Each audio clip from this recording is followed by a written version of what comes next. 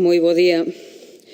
Como muller síntome tremendamente desilusionada que haxa mulleres que crean que están aquí hoxe de diputadas porque alguén lle gasallou ese dereito a estar e non porque foran outras mulleres que tiveran a valentía de enfrentarse a unha sociedade machista, patriarcal, que nos quería que estuéramos simplemente sometidas aos dereitos, ás obrigas que eles nos impoñían e que coa súa aportación se estén consolidando retrocesos que tardaron anos, décadas e moito sufrimento de moitas mulleres que deixaron moito no camiño para que nós estexamos hoxe aquí con dereitos, señores e señoras do Partido Popular.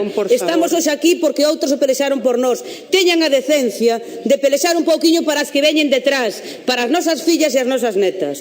Para deixarlle un mínimo. Silencio, por favor, para deixarlle un mínimo. Señora Prado, se achamo unha terceira vez máis a cuestión, abandona a tribuna de oradores. Entón, faga o favor e céntrese na cuestión.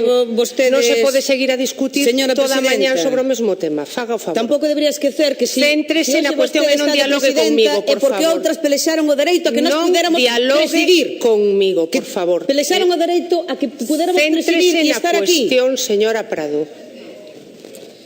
Silencio, por favor. O concerto singular que o Sergas mantén vai a renovar con oscurantismo, efectivamente, con Povisa, é motivo de preocupación de miles de persoas, sobre todo das miles de persoas que se ven obrigadas a recibir asistencia sanitaria en un centro privado, a pesar de ser aseguradas da Seguridade Social, é motivo de preocupación de todos e todas as que defendemos unha sanidade pública galega con fondos públicos e non ao servizo de empresas privadas e, efectivamente, tamén motivo de preocupación dos traballadores e traballadoras da propia empresa que ven como unha vez máis o Partido Popular renova un concerto pola mesma cantidade de 75 millóns de euros que viña mantendo cando lle está recortando recursos continuamente á sanidade privada ou á sanidade pública e renova un concerto cando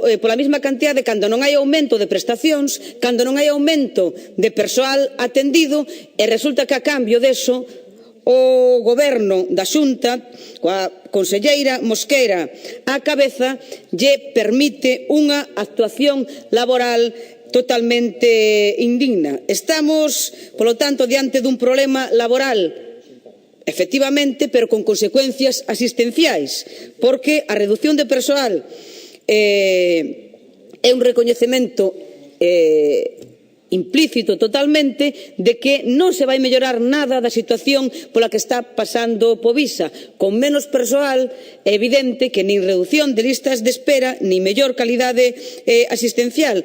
Unha situación e unha renovación de concerto por parte da Xunta de Galicia do Partido Popular a un centro cuxa actuación foi cuestionada polo Valedor do Pobo, é cuestionada polo Consello de Contas, é cuestionada polos usuarios e usuarias e é cuestionada polos traballadores e traballadoras. Xa non é solamente as organizacións políticas que aquí estamos denunciando esta situación, sino que ten un cuestionamento xeralizado. A empresa pretende modificar unha vez máis sustancialmente as condicións laborais para 67 persoas, despedir a 13, é evidente que estamos diante de unha nova actuación de chulería, de prepotencia e de auténtica chantaxe por parte da empresa hacia uns traballadores e traballadoras que teñen a ousadía de defender os seus dereitos laborais, que teñen a ousadía de facer unha folga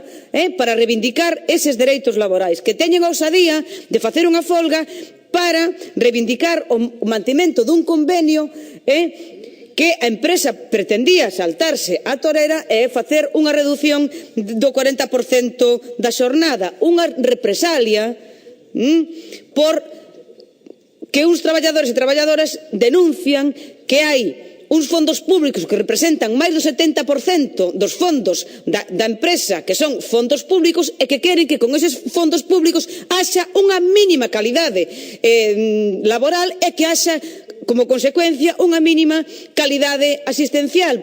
grave pecado cometido polos traballadores e traballadoras deste centro sanitario privado sostido maioritariamente con fondos públicos. Por eso o BNG apoia esta iniciativa porque estamos unha vez máis diante dun clarísimo exemplo de porta xiratoria onde os responsables da Xunta de Galiza que proveñen da empresa privada actúan cos fondos de todos os galegos e galegas para seguir beneficiando a empresa privada e a costa dos traballadores e das traballadoras e da calidade asistencial dos pacientes que atenden, que debería ser a prioridade dun goberno que se tivera mínimamente por goberno deste país. Moitas grazas.